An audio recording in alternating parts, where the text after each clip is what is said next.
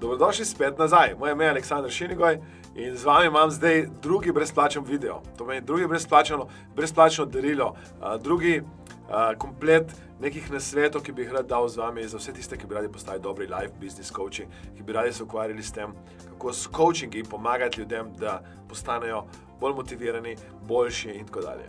Zdaj, tukaj smo se že prej rekli, da prva stvar, ki jo morate narediti, je, da imate neko namero, nek cilj za vas kot coache in nek cilj za vas, za vsako posamezno seanso oziroma za nek paket seans, ki jih imate za vašega klienta. No, in ta nasvet, smo rekli, zdaj se bo nanašal na dobra vprašanja.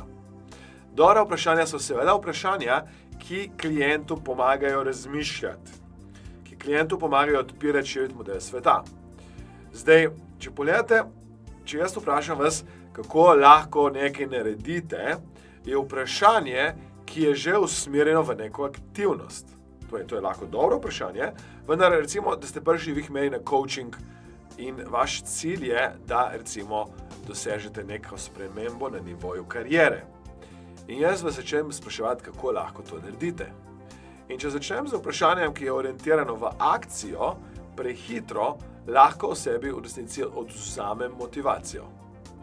Toda lahko prvo vprašanje bi bilo, kaj bi rad s tem dosegel? Kaj bi rada s tem dosegla? In s tem začne oseba razlagati, rada bi dobila bla, bla, bla, bla, bla. Recimo da bi prišel nekdo k meni, da bi rad postal coach. In jaz vas zdaj coacham, kako lahko postane coach. In ta oseba mi reče, Aleksandar, jaz bi rada bila coachinja, vendar nimam dovolj znanja. Potem je moje vprašanje, kaj bi rada s tem dosegla.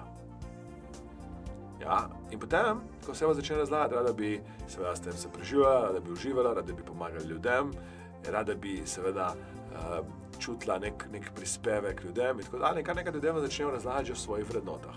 Potem lahko vprašamo nekaj o prepričanjih in sicer vprašamo, kako je to, da tega še do zdaj nisi dosegla, pa kako da tega niste še dosegli do tega trenutka. In bomo ugotovili, kaj so pa ovire te osebe. In naslednje vprašanje, ki ga lahko vprašam, je, v kaj verjameš, v kaj verjamete v zvezi s to kariero. Ja? In potem, ko ugotavljamo, kaj so ovire, kar naenkrat pridemo do nekih omejujočih prepričanj. To so prepričanja, ki nekomu omejujejo, da gre proti ciljem, željam, sanjam in tako dalje. No, in takrat lahko vprašamo, recimo, da oseba reče, nimam dovolj znanja. In mi takrat lahko vprašamo, kako to veš. In oseba reče, ja, ker vidim, koliko imaš znanja ti ali pa koliko znanja imajo drugi ljudje, ki tudi coachajo. In potem je naslednje vprašanje, ki ga jaz lahko postavim, je, kako pa misliš, da sem jaz in ostali začeli s coachingi? A so vsi, ki so začeli s coaching, kdaj imeli ogromno znanja? Ja? In recimo vsi tisti, ki se boste prijavili k nam na delavnico in boste sodelovali v naših coachingih in dejansko vadili, boste ugotovili nekaj. Ugotovili boste, da v resnici boste toliko vadili vmes, da boste dobili neko samozavest, samopodobo, samozaupanje in tako dalje.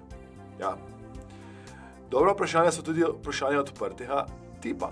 Kaj, kdo, kdaj, kako in tako dalje.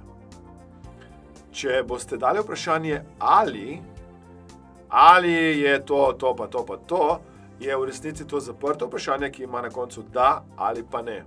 In zato seveda dajmo se izogibati, ko želimo širino, ko želimo, da klient sam pride do rezultata, se lahko zaprtih vprašanj nekoliko izogibate.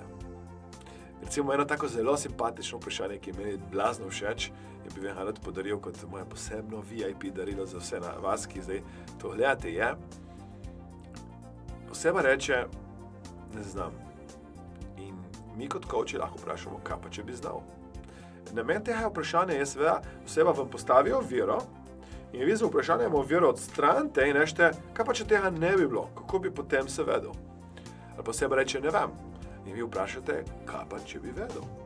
In spet oseba postavi pred vami oviro, vi s tem vprašanjem umaknete in date prosto pod odgovor in razmišljanju. Kajti težava, boste videli, pri vaših klientih bo točno ta, da klienti, ko bodo razmišljali, bodo seveda prišli do tega, da že v razmišljanje sabo po sebi postane omejujoče. To že samo v mislih si oseba ne predstavlja, da bi nekaj dosegla ali pa nekaj rezultat, kaj pa še pol v realnosti.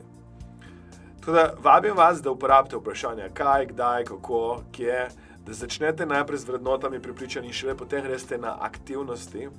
In to se bomo vse natančno, podrobno, postopoma naučili, samo hočem vam dati seveda to v neki taki izkoščeni obliki.